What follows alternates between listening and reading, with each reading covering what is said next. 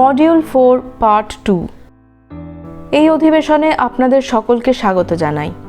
এতক্ষণ আমরা মাসিক সেক্টর মিটিংয়ের জন্য একটি টাইম টেবিল ও অ্যাজেন্ডা সম্পর্কে কথা বলছিলাম। কেন্দ্রে প্রাক প্রাথমিক শিক্ষার মান বাড়ানোর জন্য সেক্টর মিটিং চলাকালীন কী ধরনের অ্যাক্টিভিটি করানো যেতে পারে তা নিয়ে এবার আমরা আলোচনা করব।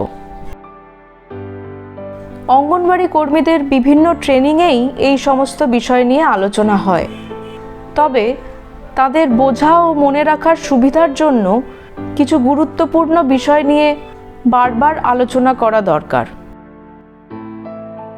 আচ্ছা, বলতে পারেন কিভাবে অঙ্গনওয়াড়ি কর্মীদের বিষয়গত জ্ঞান বাড়িয়ে তোলা যায়?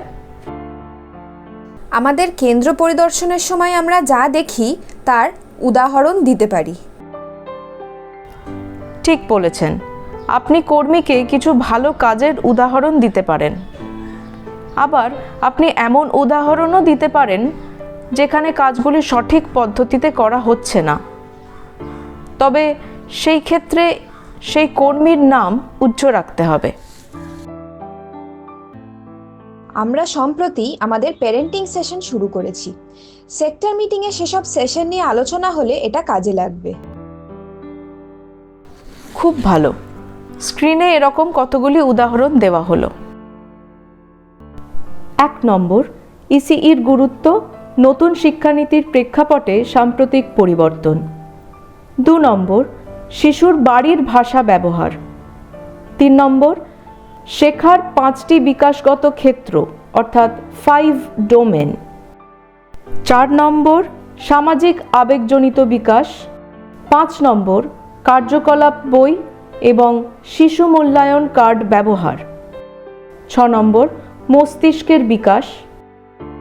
7 নম্বর, গল্প বলা। 8 নম্বর, কথা বলার গুরুত্ব। 9 নম্বর, খেলার গুরুত্ব। 10 নম্বর, রেসপন্সিভ পেরেন্টিং কি।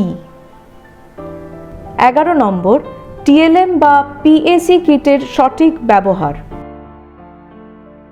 12 নম্বর, মর্নিং সার্কেল টাইম কার্যক্রম। যেহেতু আপনি সেশনের জন্য প্রায় 1.5 ঘন্টা পাবেন, কোন কোন বিষয় নিয়ে আলোচনা করবেন আগে থেকে তার একটি প্ল্যান করে রাখতে হবে। পরিকল্পনা করার সময় গোটা সময়টিকে ছোট ছোট ভাগে ভাগ করে নিতে হবে। ধরুন আপনাকে গল্প বলার সেশন প্ল্যান করতে হবে। সেক্ষেত্রে আপনি 10 মিনিটের একটি ভূমিকা দিয়ে শুরু করতে পারেন।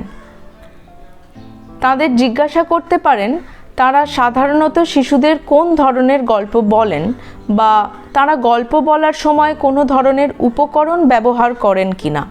এবার তাদের জিজ্ঞাসা করতে পারেন কোন ধরনের গল্প তাদের কেন্দ্রের শিশুরা পছন্দ করে।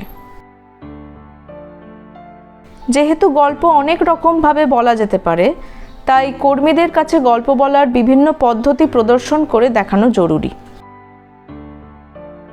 1 নম্বর, যখন আপনি কোনো উপকরণ ছাড়াই একটি গল্প বলছেন, আপনাকে গলার স্বর বদলে এবং অঙ্গভঙ্গি সহ গল্প বলতে হবে। এটি হলো মৌখিক পদ্ধতিতে গল্প বলা।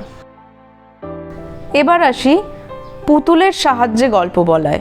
কিছু পুতুল দেখান। এই পুতুলগুলি বিভিন্ন ধরনের হতে পারে, যেমন আঙুলের পুতুল, মোজার পুতুল ইত্যাদি। এমন কিছু কেন্দ্রের উদাহরণ দিন যেখানে কর্মীরা বিভিন্ন ধরনের পুতুল তৈরি করেছে। এরপর আসি বই পড়ে বা ছবির কার্ড দেখিয়ে গল্প বলায়। এর জন্য কিছু ছবি দেওয়া বই রাখুন বা ছবি দেখান। ছবি কার্ড ব্যবহার করে বই থেকে স্পষ্ট কণ্ঠে বর্ণনা দিয়ে গল্প বলতে হবে। তৃতীয় অধিবেশনে হবে অনুশীলন এবং আলোচনা। তার জন্য থাকবে 30 মিনিট। এখন তাদের এই কৌশলগুলি ব্যবহার করে একটি গল্প বলতে বলুন। এই অ্যাক্টিভিটির জন্য কিছুটা সময় রাখুন যাতে কর্মীরা এটি করে দেখাতে পারে। এছাড়াও তাদের নিজেদের কেন্দ্রে প্রতি মাসে কমপক্ষে 3 থেকে 4টি গল্প বলার টার্গেট রাখতে বলুন। আশা করি আপনারা এখন সেক্টর মিটিংয়ে আপনাদের ভূমিকা সম্পর্কে একটি স্বচ্ছ ধারণা করতে পেরেছেন। সামনে যে সেক্টর মিটিং আসছে সেখানে কাজের পাশাপাশি শিশুদের প্রাথমিক শিক্ষার জন্য অ্যাক্টিভিটি এবং শেখানোর পদ্ধতিগুলি নিয়েও আলোচনা করবেন। কর্মীদের নানা সমস্যা নিয়ে মিলিতভাবে আলোচনা করে সমাধান বার করতে হবে। এইভাবে সব বিষয়গুলি নিয়ে মিটিংয়ে আলোচনা হবে। ফলে কর্মীদের বিষয়ভিত্তিক জ্ঞানও বাড়বে এবং তারা শিশুদের সঠিকভাবে শেখাতেও পারবেন। এক ঝলকে দেখে নেব এবার 4টি মডিউল জুড়ে আমরা কি কি বিষয়ে আলোচনা করেছি। প্রথম মডিউল, সহায়ক পর্যবেক্ষণ কি? এই মডিউলে আমরা সহায়ক পর্যবেক্ষণের সংজ্ঞা কি তা বুঝেছি এবং প্রথাগত পর্যবেক্ষণ আর সহায়ক পর্যবেক্ষণের পার্থক্য নিয়ে আলোচনা করেছি। এছাড়াও আমরা অঙ্গনওয়াড়ি কর্মীকে তার কাজে সহায়তা করার গুরুত্ব লক্ষ্য করেছি। আমরা এও জেনেছি যে সহায়ক পর্যবেক্ষণে সুপারভাইজার এবং কর্মীর মধ্যে সম্পর্ক হবে মেন্টর এবং মেন্টির। পারস্পরিক সম্মান ও বিশ্বাসের মধ্যে একটি সুসম্পর্ক স্থাপন করতে হবে সুপারভাইজারকে, যাতে কর্মীর বিষয়গত জ্ঞান বাড়ে এবং তিনি অঙ্গনওয়াড়ি কেন্দ্রের কাজগুলি সুষ্ঠুভাবে সম্পন্ন করতে পারেন। দ্বিতীয় মডিউল, সহায়ক পর্যবেক্ষণের উপাদান এবং ধাপগুলি। এই মডিউলে আমরা সহায়ক পর্যবেক্ষণের 4টি মূল উপাদান, মেন্টরিংয়ের 5টি ধাপ এবং একজন ভালো সুপারভাইজার হওয়ার জন্য কি কি গুণ থাকা প্রয়োজন তা নিয়ে আলোচনা করেছি। তৃতীয় মডিউল, প্রি স্কুল সেশনের সময় ইসিসির গুণগত সূচক যেগুলি পর্যবেক্ষণ করা প্রয়োজন। এই মডিউলে কেন্দ্র পরিদর্শনের সময় আমরা প্রি স্কুল সেশনের সময় ইসিসির গুণগত সূচক যেগুলি পর্যবেক্ষণ করা প্রয়োজন তা দেখেছি। এছাড়াও যদি আপনি দেখেন যে কেন্দ্রের কাজ সঠিকভাবে হচ্ছে না বা কর্মী সব অ্যাক্টিভিটি ঠিক পদ্ধতি মেনে করাতে পারছেন না, সেক্ষেত্রে কর্মীর কাজের দক্ষতা আপনি কোন কোন উপায়ে বাড়িয়ে তুলতে পারেন তা নিয়ে আলোচনা করেছি। চতুর্থ মডিউল, মাসিক সেক্টর মিটিংয়ের মাধ্যমে কর্মীর দক্ষতা বৃদ্ধির কাজ। এই মডিউলে আমরা আলোচনা করেছি সেক্টর মিটিংগুলিকে আমরা কর্মীদের বিষয়গত দক্ষতা বাড়ানোর কাজে কেমন করে ব্যবহার করতে পারি।